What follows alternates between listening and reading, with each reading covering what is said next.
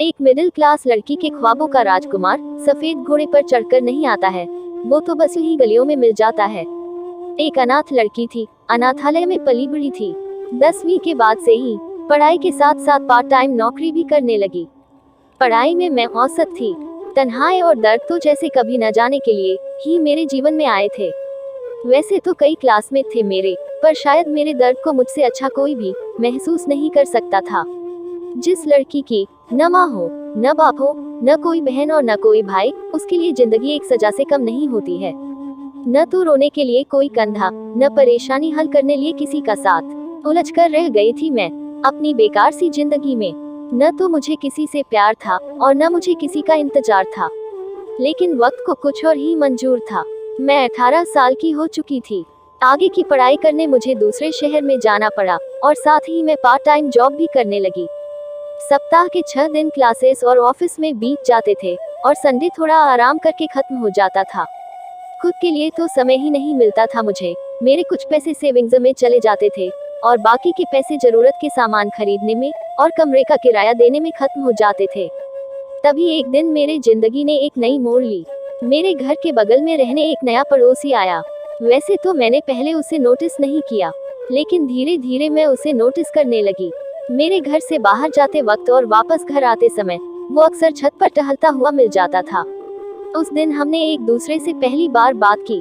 धीरे धीरे बातों का सिलसिला शुरू हो गया। उसने बड़ी ही चालाकी से मुझसे मेरा फोन नंबर मांगा और फिर मुझसे फोन पर बात करने की परमिशन मांगी। अब हम दोनों अक्सर रात रात भर बातें करने लगे। वो पढ़ाई में भी मेरी मदद करने लगा। जब मैंने पहली बार उसे आई लव यू कहा तो उसका चेहरा देखने लायक था। शायद वह नर्वस भी था और खुश भी। उसने मुझे महंगे महंगे गिफ्ट लाकर दिए। हमने प्यार में साथ साथ जीने मरने की कस्में खाई। मैं बहुत खुश थी कि मेरी तन्हाई को दूर करने वाला और मेरा ख्याल रखने वाला कोई मुझे मिल गया था। मैं सपनों की दुनिया में रहने लगी और अपने आने वाले सुनहरे कल के सपने बुनने लगी। वक्त बीतने लगा। देखते देखते 3 महीने गुजर गए थे। अब उसने बाइक ले ली थी। हम दोनों बाइक पर घूमने जाने लगे। पर कहते हैं ना कि प्यार अंधा होता है, उसके प्यार में मैं अंधी हो गई थी। मैंने उसे पहली बार किस किया। मैं बहुत खुश हुई। एक दिन वो मुझे बाइक पे बैठाकर शहर से दूर ले गया। वो मुझे जबरदस्ती एक होटल में ले गया और फिर उस दिन कुछ ऐसा हुआ जिसने मेरा प्यार पर से भरोसा खत्म कर दिया और यह भी बता दिया कि एक माँ अपनी बेटी को इस दुनिया में जीने के लिए जो बातें सिखाती है, वो बातें कितनी जरूरी होती है। उस दिन मुझे माँ बाप की कमी बहुत महसूस हुई। उस बेवफा लड़के ने मेरा बलात्कार किया और फिर मुझे अपने दोस्तों के सामने परोस दिया। कुछ घंटों ने मेरा जीवन बर्बाद कर दिया था। उन सब ने अपने हवस की प्यास बुझाई और मैं बेबस बनकर सब कुछ सहती रही। मेरा सब कुछ लूट चुका था और अब मुझे जीने की कोई इच्छा नहीं रही थी। वो मुझे बाइक में बैठाकर वापस घर की ओर बढ़ चला। मुझे समझ में ये नहीं आ रहा था कि अब मैं क्या करूं।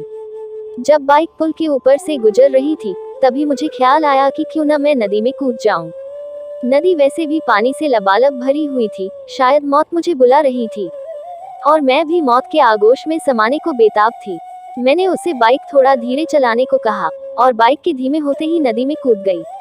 कुछ मिनटों के संघर्ष के बाद मुझे इस जिंदगी से छुटकारा मिल ही गया। शायद मुझे अंधा प्रेम नहीं करना चाहिए था और मुझ में इतनी ताकत होनी चाहिए थी कि मैं उन दरिंदों से खुद की इज्जत बचा पाती। काश मेरी भी कोई माँ होती जो जिंदगी के कदम कदम पर मेरा साथ देती। शायद परिवार का साथ मिलता तो मैं कोई गलत कदम नहीं उठाती। किसी का सच्चा साथ मुझे मिलता तो मैं भी आज जिंदा होती। या फिर गलती इस समाज की है जिसने स्त्री को इतना कमजोर बना दिया है कि वो किसी से अपनी रक्षा भी नहीं कर सकती है। Moral message of the story: प्यार कीजिए, लेकिन प्यार असली है या नकली यह पहचानने की भी क्षमता रखिए। किसी को भी अपना तन मन सौंपने से पहले अच्छी तरह सोच लीजिए।